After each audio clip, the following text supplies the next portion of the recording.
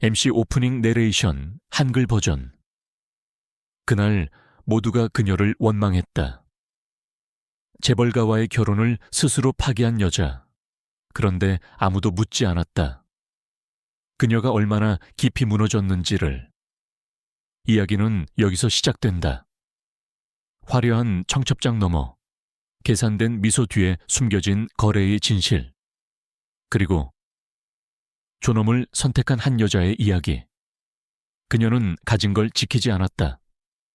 대신 지켜야 할 자기 자신을 선택했다. 이것은 복수가 아니다. 이것은 선언이다.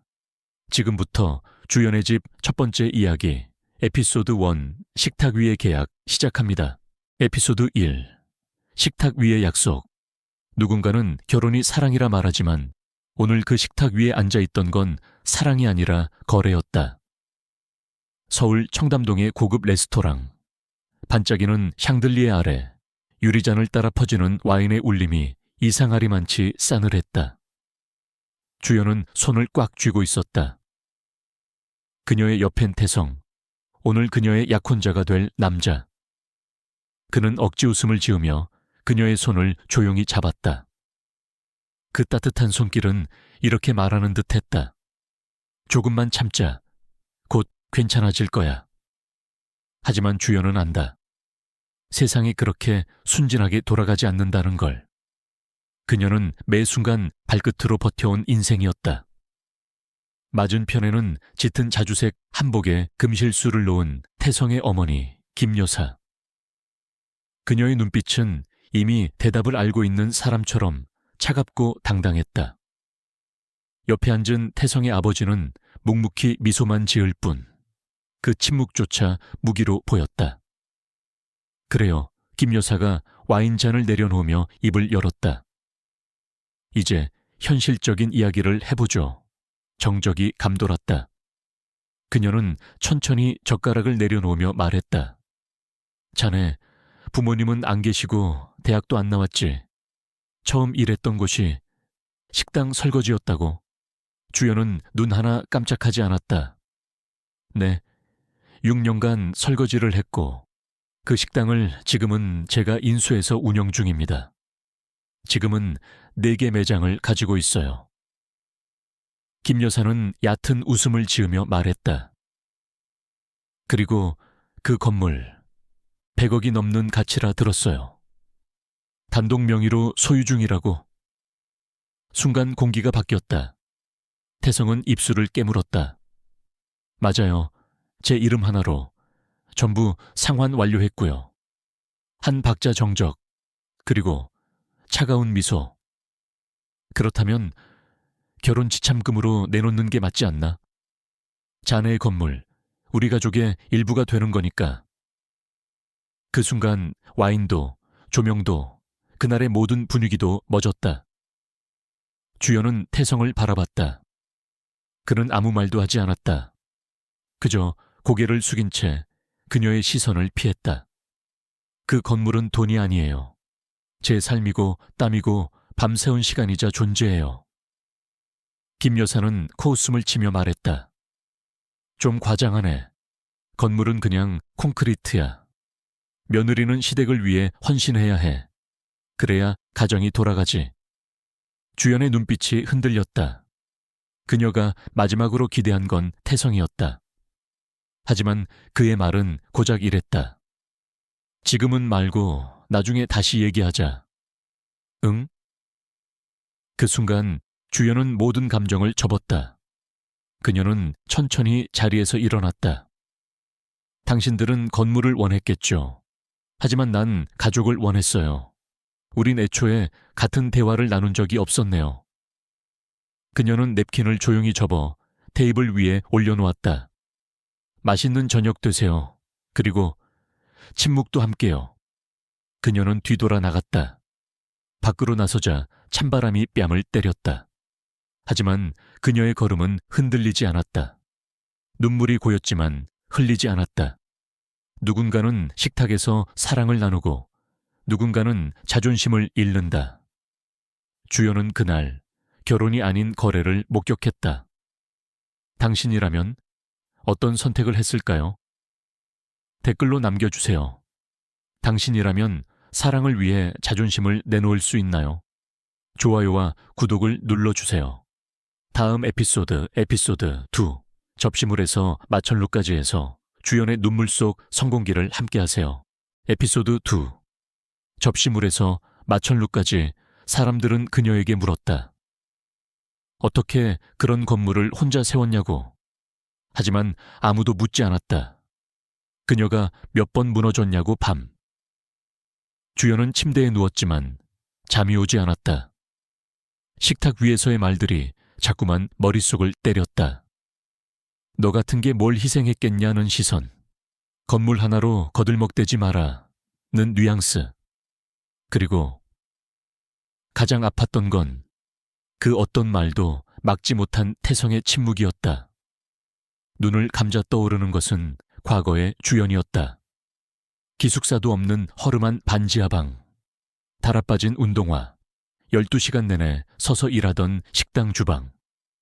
손에는 항상 설거지의 습기, 귀에는 욕설과 호출 소리가 맴돌았다.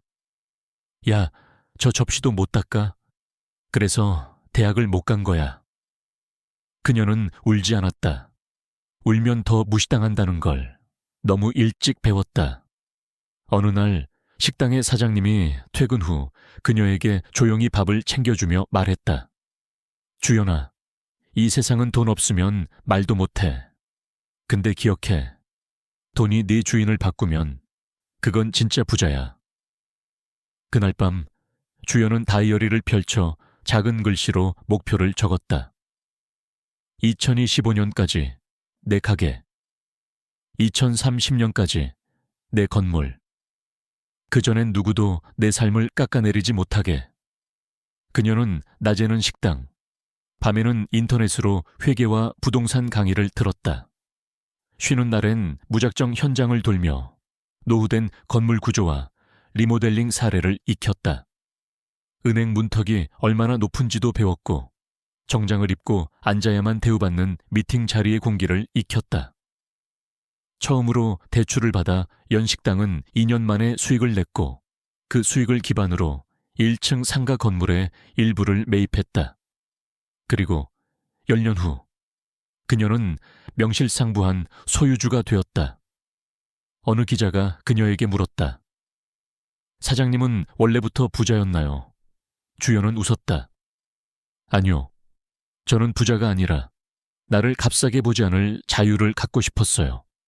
하지만 그녀는 눈물, 굶주림, 배척, 모욕으로 벽돌 하나하나를 쌓았다. 그래서 그녀의 건물은 단단했다. 무시당하지 않기 위해, 기억 속 자신을 배신하지 않기 위해. 댓글로 남겨주세요. 나를 증명하기 위한 싸움을 해본 적 있나요? 좋아요와 구독을 눌러주세요. 다음 화 에피소드 3 증서 한 장, 그리고 방역해서 그녀가 어떻게 방역을 날리는지 직접 확인해보세요. 에피소드 3 증서 한 장, 그리고 방역 사람들이 자꾸 묻는다. 왜 그렇게 차갑게 굴었냐고. 하지만 아무도 묻지 않았다. 그녀가 얼마나 뜨거운 모욕을 견뎠는지. 결혼식 3일 전 주연은 다시 그 집을 방문했다. 김 여사의 호출이었다. 이번엔 조용한 응접실. 고급 도자기 찻잔 위로 김 여사의 손가락이 유유히 돌고 있었다. 아직 시간이 있어요. 그녀는 여전히 웃고 있었다. 혼인신고 전에 명확히 해두는 게 좋잖아요. 그 건물, 이전하겠다는 약속서. 오늘 받아두면 난 더 이상 간섭 안 해요. 그녀는 문서 한 장을 꺼내 테이블 위에 내려놓았다. 건물 증여, 계약서, 인감도장까지 준비된 상태였다. 주연은 그 서류를 바라보았다. 한 장짜리 종이, 그녀의 10년이 담긴 종이. 이걸 안 하면요. 그럼 결혼은 없다 생각하세요. 김 여사는 미소를 지으며 말했다. 우리 가문은 장난 아니거든요. 남편 될 사람도 곧 선거 나가요. 당신 하나 때문에 이미지 망칠 순 없잖아요. 정적.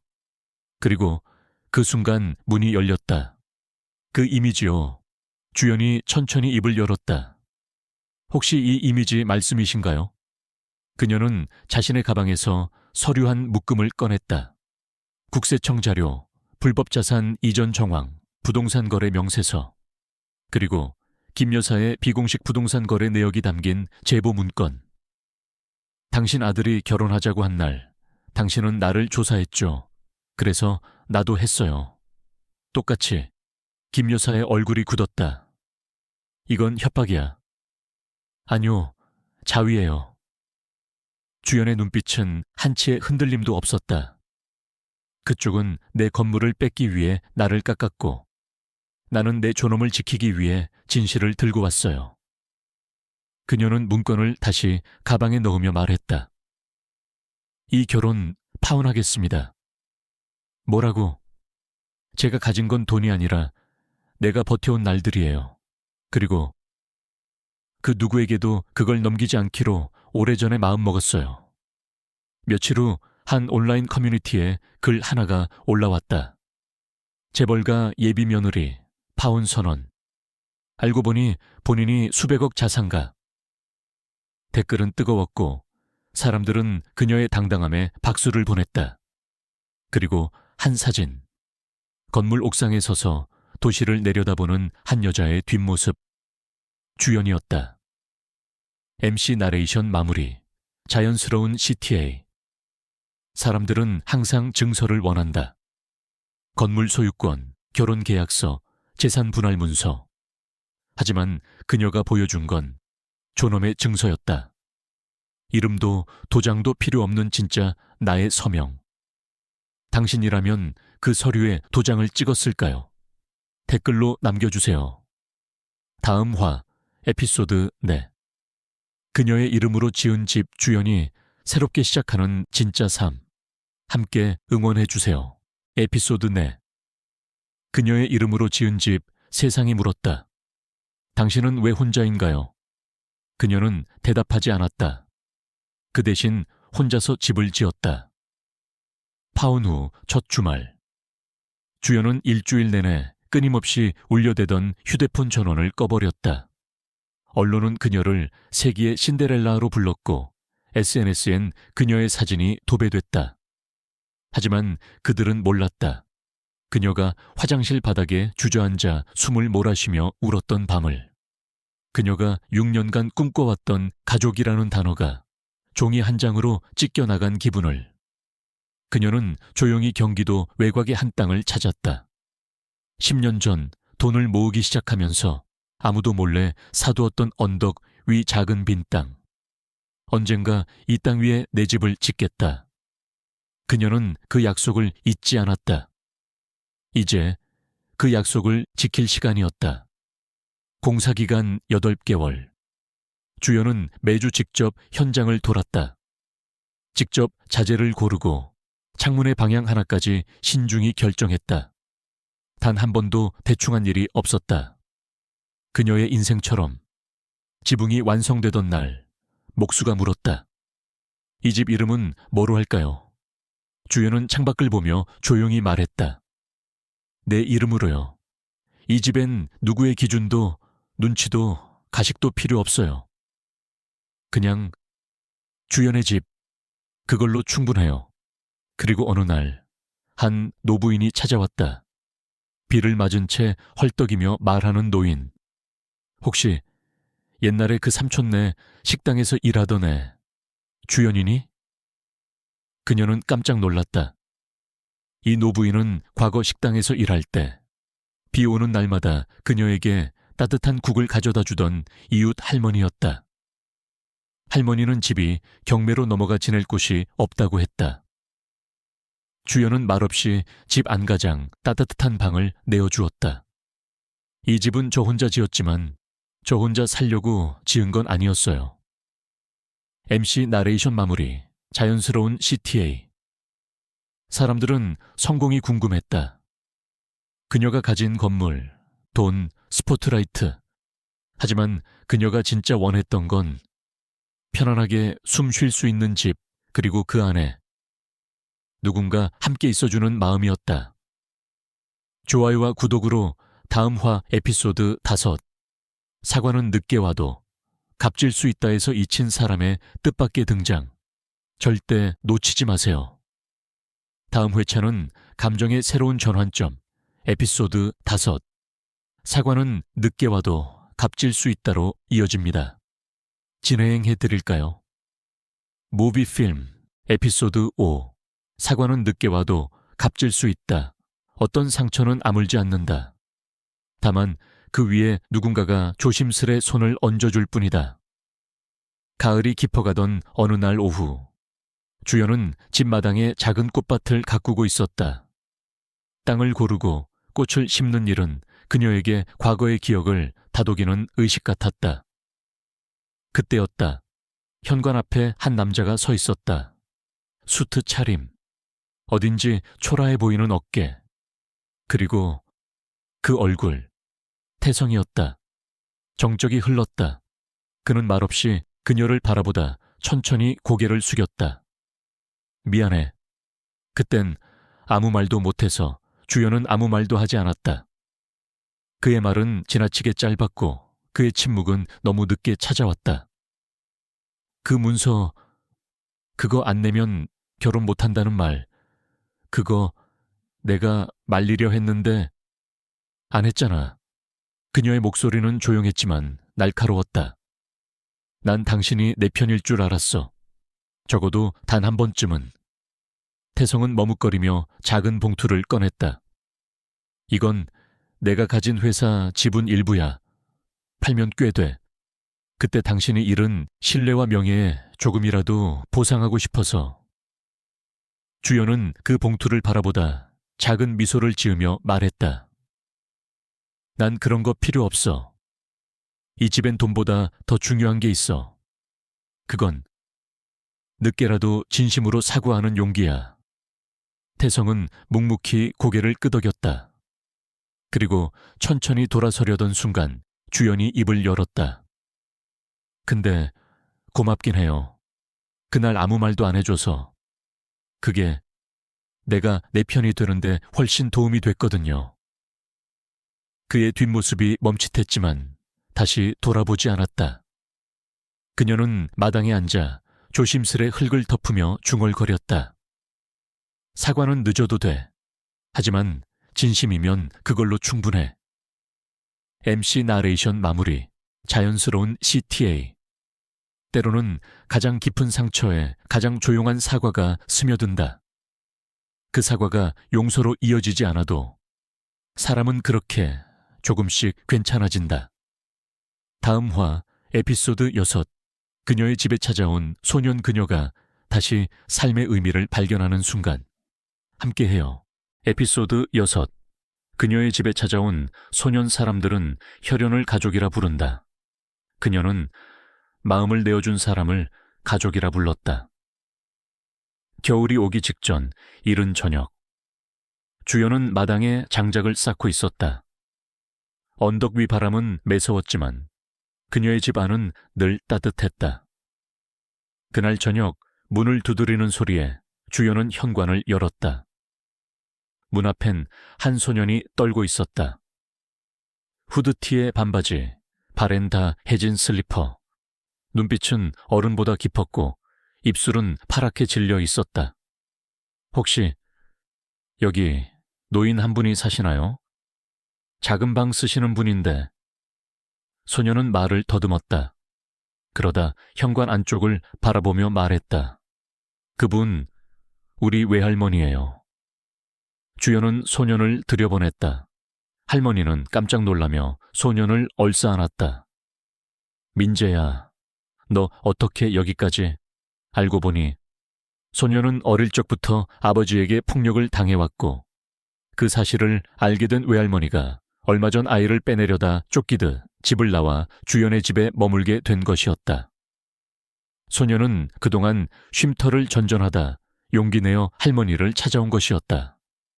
그날 밤 주연은 난로 앞에 민재와 함께 앉았다. 소년은 조용히 말했다. 여기 이상해요. 왜? 아무도 소리 지르지 않아서요. 순간 주연은 아무 말도 하지 못했다. 가슴 한가운데가 뭔가 뚝 떨어져 내리는 듯한 기분. 그녀는 그저 아이의 손을 따뜻하게 감싸 쥐었다. 며칠 후, 민재는 마당을 돌며 나무를 나르고 주방에서 김치를 담그는 주연을 도왔다. 그리고 어느 날 아이의 손에 작은 종이 쪽지가 들려 있었다. 주연의 집. 이제 우리 집.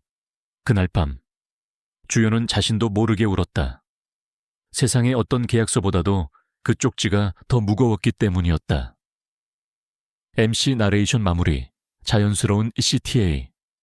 그녀는 더 이상 혼자가 아니었다. 혈연이 아닌 마음으로 엮인 진짜 가족이 생겼으니까. 다음 이야기의 주인공도 함께 만들어주세요.